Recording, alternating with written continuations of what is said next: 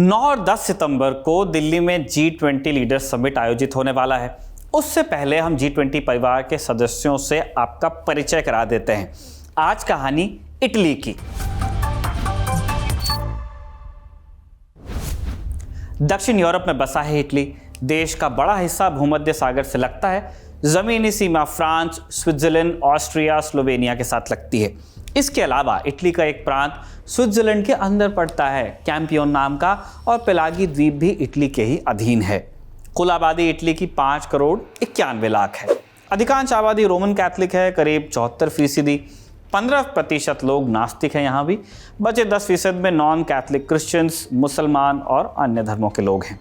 Italy की आधिकारिक भाषा इतालवी है, इटालियन, लेकिन कई क्षेत्रीय भाषाएं भी बोली जाती हैं, जैसे सिसिलियन, नेपोलिटन और सार्डिनियन। इटली रोमन साम्राज्य का जन्म स्थान है, जो अपने चरम पर इतिहास का सबसे बड़ा और ताकतवर साम्राज्य था। इटली की मौजूदा राजधानी रोम का इतिहास 2700 साल पुराना है। दुनिया के सबसे पुराने शहरों में से एक माना जाता है रोम को। हवाई मार्ग से अगर आप दिल्ली से रोम जाना चाहते हैं तो लगभग 6,500 किलोमीटर की दूरी आपको नापनी पड़ेगी। 13 से 15 घंटे आपको लग सकते हैं। हिस्ट्री पे आते हैं इटली की। रोमन साम्राज्य का प्रभुत्व बताने के लिए एक अलग वीडियो हमको करना पड़ सकता है। हम यहाँ पे केवल एक पंक्ति बताते हैं। रोमन साम्राज्य की नींव रखने वाले ऑगस्टस सीजर ने एक दफ़ा कहा था, I found Rome a city of bricks and left it a city of marble. हम आपको केवल टाइमलाइन बता सकते हैं। यहाँ पे साम्राज्य की स्थापना 27 ईसा पूर्व में हुई थी। इतिहास का सबसे बड़ा साम्राज्य ये था और ब्रिटेन से लेकर उत्तरी अफ्रीका से लेकर मध्य पूर्व तक फैला हुआ था। इतिहास में सबसे बड़ा जब हम कह रहे हैं तो वो जब चरम था, उस समय वो तब का सबसे बड़ा साम्राज्य था, सबसे ताकतवर था। 400 साल बाद पश्चिमी रोमन साम्राज्य का पतन हो गया और इटली कई छोटे राज्यों और शहरों में बंट गया। फिर सदियों तक इटली में राजनीतिक अस्थिरता और युद्ध का दौर रहा। इसी बीच ट्रेड भी शुरू हुआ। इटली को वापस चिन्हा गया 14वीं सदी में पुनर्जागरण यानी रेनेसां के चलते। साहित्य, कला, संस्कृति और विचार का आंदोलन था ये। सदियों अलग अलग रहने के बाद इटली वापस इटली बना 1861 में। कुछ दशा दिशा तय हो पाती, इससे पहले ही 20वीं सदी आ गई और यूरोप के लिए 20वीं सदी का आगमन कैसा था आप जानते ही हैं। पहले विश्व युद्ध की शुरुआत में इटली ने कोई पाला नहीं पकड़ा। 1915 में युद्ध में वो दाखिल हुआ।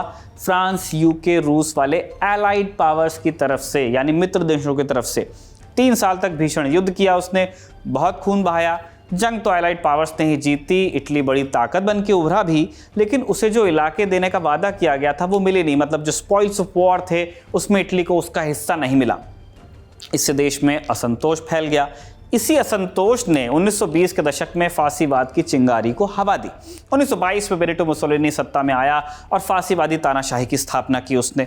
1919 में नेशनल फासिस्ट पार्टी बनाने से पहले मुसोलिनी एक पत्रकार और समाजवादी था। फांसीवादी पार्टी ने इटली को उसके कथित पूर्व गौरव को बहाल करने और एक मजबूत राष्ट्र बनाने का वादा दिया था। मुसोलिनी घनघोर तानाशाह था। प्रेस की सेंसरशिप, असहमति का दमन और हिंसा के साथ उसने अपना शासन चलाया। हिटलर के साथ हाथ मिलाया उसने और कूद गया दूसरे विश्व युद्ध में। शुरू में तो इटली और जर्मनी ने मोर्चा टाइट रखा, लेकिन जब पाला सामने वाली पार्टी का भारी पड़ने लगा और एलाइड पावर्स ने इटली पर आक्रमण कर दिया, तब मुसोलिनी को इस्तीफा देने को मजबूर किया गया। वो देश छोड़कर भाग रहा था। तब युद्ध और फांसीवाद के विरोधियों ने उसे पकड़ा और मारकर चौक पर उल्टा टांग दिया था। मुसोलिनी के राज को आज भी इटली के इतिहास का अंधेर युग कहा जाता है। युद्ध के बाद इटली में राजनीतिक और आर्थिक अस्थिरता रही। लोगों के बीच मत बटे हुए थे कि राजशाही चाहिए या गणतंत्र। 1946 में एक जनमत संग्रह हुआ और 54% लोगों ने गणतंत्र की स्थापना के लिए मतदान किया। पहली सरकार यहाँ बनी क्रिश्चियन डेमोक्रेटिक पार्टी यानी कि डीसी की, जो अगले 40 बरस से ज़्यादा समय तक सत्ता में ही रही। डीसी एक सेंटर राइट पार्टी थी। ईसाई मूल्यों और सामाजिक कल्याण का समर्थन करती थी। 60 के दशक में देश में आर्थिक विकास और समृद्धि का दौर वापस आया। इटली एक प्रमुख पर्यटन स्थल बनने लगा। हालांकि राजनीतिक अस्थिरता और सामाजिक अशांति बनी रही। कारण था विचारधारा की लड़ाई। चुनाचे 70 के दशक में कई आतंकवादी हमले हुए। यहाँ राजनीतिक हत्याएं हुई। वामपंथी और दक्षिणपंथी दोनों के चरमपंथी समूहों पर हमले के आरोप लगे। उस वक्त देश भी आर्थिक मंदी के दौर से गुजर रहा था। 80 के दशक में सत्ताधारी पार्टी डीसी की लोकप्रियता घटने लगी। पार्टी को भ्रष्ट और अक्षम के रूप में देखा जाने लगा और अंततः इसकी जगह कई वाम दलों ने ले ली। 1993 में इटली यूरोपीय संघ में शामिल हुआ, EU में। इस शिरकत से देश की अर्थव्यवस्था और समाज पर बड़ा प्रभाव पड़ा। साल 2000 के दशक में अर्थव्यवस्था और राजनीति में कुछ सुधार हुआ, लेकिन जैसे ही अर्थव्यवस्था में सुधार हुआ, बेरोजगारी कम हुई, देश 2008 के वित्तीय संकट की चपेट में आ गया। रिपब्लिक बनने के बाद से 74 सालों में इटली में 68 सरकारें बन चुकी हैं। कोई एक वजह नहीं है, इसकी अलग अलग कारण हैं, राजनीतिक भी हैं, सामाजिक कारण भी हैं। इटालियन माफिया, अब इटली की बात हो और माफिया का जिक्र हम ना करें तो बात आप पूरी नहीं मानेंगे। 18वीं शताब्दी में इटली के सिसिली में एक सीक्रेट आपराधिक संगठन का इजाद हुआ, पनपा वो। उस समय सिसिली स्पेनिश शासन के अधीन था, बहुत ही गरीब और अराजक क्षेत्र था। डाकुओं और भ्रष्ट अधिकारियों से खुद को और अपने परिवार को बचाने के लिए कुछ लोग एकजुट हुए और खुद को कहा माफिया। अगले कुछ दशकों में माफिया का प्रभाव बढ़ा, वसूली, डकैती और तस्करी सहित कई तरह की अवैध गतिविधियों में शामिल हुआ माफिया। सरकार और पुलिस में भी अपनी पैठ उसने बनाई और 20वीं सदी की शुरुआत में माफिया भरपूर उभरा। इतालवी सरकार लगातार माफिया से निपटने के लिए काम करती रही है। चुनौतियों के बावजूद सरकार ने हाल के सालों में कई हाई प्रोफाइल गिरफ्तारियां की हैं। इटली की करेंसी यूरो है। 1 यूरो यानी कि 89.23 रुपए। ये हम आपको सितंबर 2023 के हिसाब से बता रहे हैं। इंटरनेशनल मॉनेटरी फंड IMF के मुताबिक GDP 2.16 ट्रिलियन डॉलर की है इटली की। भारतीय रुपए में आप देखेंगे तो लगभग 180 लाख करोड़ रुपए। प्रति व्यक्ति आय यहाँ करीब 27 लाख रुपए के आसपास है। 2022 में भारत और इटली के बीच द्विपक्षीय व्यापार 10.49 बिलियन यूरो यानी कि 89,000 करोड़ रुपए का हुआ। इटली भारत का 17वां सबसे बड़ा व्यापारिक पार्टनर है। भारत इटली को क्या बेचता है? 2022 में भारत ने इटली को लोहा, कच्चा लोहा, स्टील, रसायन, पेट्रोलियम उत्पाद, जूता, चमड़ा और गाड़ियां मिलाकर 4.82 बिलियन यूरो का सामान बेचा। इटली भारत को क्या बेचता है? 2022 के साल में इटली से भारत का आयात 5.67 बिलियन यूरो का था। मशीनरी, रसायन, दवाएं, गाड़ियां, यहाँ तक कि फल और सब्जियां भी। हम इटली से आयात ज़्यादा करते हैं बनिस्बत हमारे निर्यात के। सो इटली संग होने वाले व्यापार में हमें होता है व्यापार घाटा यानी ट्रेड डेफिसिट। भारत और इटली के रिश्ते मजबूत और मैत्रीपूर्ण हैं। कुछ एक जानकार इस रिश्ते का इतिहास रोमन साम्राज्य से बताते हैं। दोनों देशों के बीच व्यापार, संस्कृति और शिक्षा के क्षेत्र में घनिष्ठ संबंध रहे हैं। 1947 में भारत की आज़ादी के तुरंत बाद भारत और इटली ने राजनयिक संबंध स्थापित कर लिए थे। 1953 के साल में भारतीय प्रधानमंत्री जवाहरलाल नेहरू ने इटली का दौरा किया। 1960 इटली के राष्ट्रपति एंटोनियो सेगनी ने भारत का दौरा किया। 1971 भारत और इटली ने सांस्कृतिक सहयोग पर एक समझौते पर हस्ताक्षर कर लिए। 1981 इंदिरा गांधी ने इटली का दौरा किया। 1988 इतालवी प्रधानमंत्री जियोवानी गोरिया ने भारत का दौरा किया। 1995 इटली के राष्ट्रपति ऑस्कर लुइजी स्कल्फारो भारत आए। 1998 इटली के प्रधानमंत्री रोमानो प्रोदी भी भारत आए। 2005 के साल में राष्ट्रपति कार्लो अजेग्लियो सियाम्पी ने भारत का दौरा किया। 2007 में इटली के प्रधानमंत्री रोमानो प्रोदी ने फिर भारत का दौरा किया। 2009 पे आइए, भारतीय प्रधानमंत्री मनमोहन सिंह एल अक्विला में 35वें G8 शिखर सम्मेलन में भाग लेने के लिए इटली गए। 2014 इटली के प्रधानमंत्री माटेओ रेंजी ने भारत का दौरा किया और 2017 में प्रधानमंत्री नरेंद्र मोदी ने इटली का दौरा किया। 2018 में इटली के राष्ट्रपति सर्जियो मैट्रेल्ला ने भारत का दौरा किया और 2022 यानी कि बीते साल 2023 के हिसाब से नरेंद्र मोदी रोम में G20 शिखर सम्मेलन में भाग लेने के लिए इटली गए। 2023 प्रधानमंत्री नरेंद्र मोदी ने द्विपक्षीय संबंधों को बढ़ाने के लिए इतालवी प्रधानमंत्री जॉर्जिया मेलोनी का स्वागत किया। इन उच्च स्तरीय यात्राओं के अलावा इन दोनों देशों के बीच मंत्रियों, अधिकारियों और व्यापारिक नेताओं के स्तर पर कई बैठकें हुई हैं। पॉलिटिकल सिस्टम कैसा है इटली का? इटली एक संसदीय गणतंत्र है। सरकार का मुखिया प्रधानमंत्री होता है जिसे संसद चुनती है। राष्ट्रपति राज्य का प्रमुख होता है, लेकिन उसकी भूमिका कुछ औपचारिक होती है। ऑलमोस्ट उस तरह का सिस्टम है जिस तरह भारत में है। संसद के 2 सदन हैं यहाँ भी, चेंबर ऑफ डेप्यूटीज और सेनेट।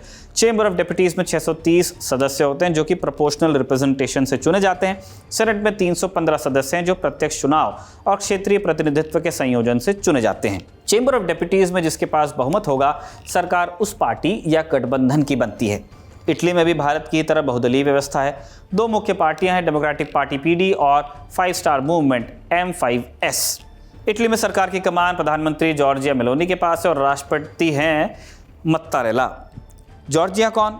एक पंक्ति का परिचय, एक बेपरवाह पिता और सपनों से भरी मां की बेटी, पेशे से पत्रकार, तानाशाह मुसोलिनी को आदर्श बताने वाली नौजवान कार्यकर्ता और मस्जिदों के खिलाफ मुहिम चलाने वाली राजनेता। 2022 के चुनाव इटली के लिए अजूबे की तरह थे, क्योंकि देश के सत्ता में लगभग 8 दशक बाद किसी धुर दक्षिणपंथी शासक की वापसी हुई। तानाशाह बेनिटो मुसोलिनी की नेशनल फासिस्ट पार्टी से सहोदर भाव रखने वाली ब्रदर्स ऑफ इटली ने आम चुनावों में अप्रत्याशित सफलता हासिल कर ली। रोम और जॉर्जिया मेलोनी की तासीर मिलती जुलती रही है। जनवरी 1977 में रोम के एक मध्यम वर्गीय परिवार में उनका जन्म हुआ। पिता रोम छोड़कर चले गए। 11 साल की उम्र तक जॉर्जिया कभी कभी पिता से मिलने जाती रही, फिर उन्होंने वो रिश्ता हमेशा के लिए ख़त्म कर दिया।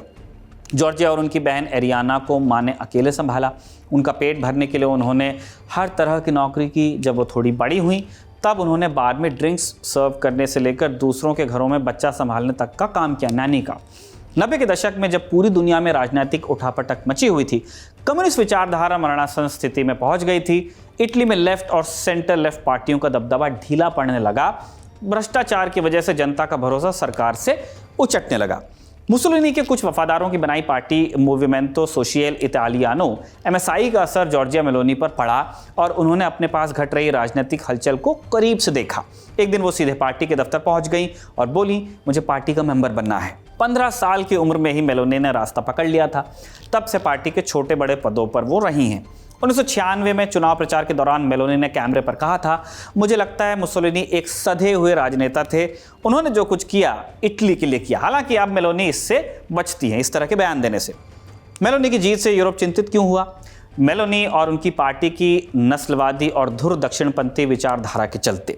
उनकी पार्टी हार्डलाइनर है और कहा जाता है कि जॉर्जिया मेलोनी की राजनीतिक समझ इसी पाठशाला से उपजी है। वो कहती रही हैं कि प्रवासियों की वजह से इटली की अपनी पहचान खत्म हो जाएगी। वो विदेशी माता पिता से इटली में पैदा हुई संतान से नागरिकता और सरकारी लाभ और अधिकार छीनने की वकालत भी करती हैं। चलते चलते कुछ फैक्ट्स और फुटनोट्स आपसे शेयर करते हैं। इटली दुनिया का 5वां सबसे आकर्षक पर्यटन देश माना जाता है। हर साल 6 करोड़ से ज़्यादा लोग घूमने जाते हैं, ऑलमोस्ट वहाँ की पॉपुलेशन के बराबर। कोलोसियम, पीसा की लीनिंग टावर जो है, लीनिंग टावर ऑफ पीसा, और ट्रेवी फाउंटेन देखने ज़्यादातर लोग जाते हैं। देश की राजधानी रोम दुनिया के सबसे पुराने शहरों में से एक है, जैसे हमने बताया ही, इतिहास 2700 साल पुराना है। इटली में दुनिया का सबसे पुराना विश्वविद्यालय है, फिलहाल जो अभी चल रहा है। सन 1088 में स्थापित हुआ बोलोग्ना विश्वविद्यालय। इटली के अंदर 2 संप्रभु देश भी हैं। दुनिया का सबसे छोटा देश वेटिकन सिटी और 5वां सबसे छोटा देश सैन मेरिनो। वाइन का एक प्रमुख उत्पादक है इटली। दुनिया के सबसे प्रसिद्ध अंगूर के बागान आपको यही मिलेंगे।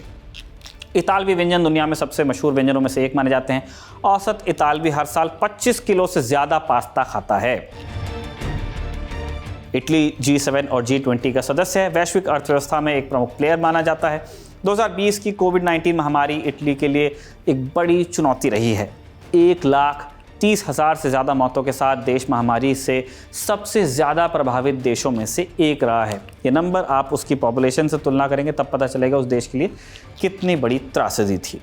G20 लीडर समिट की 360 कवरेज की इटली किस्त को हम यहीं पे कंक्लूड कर रहे हैं।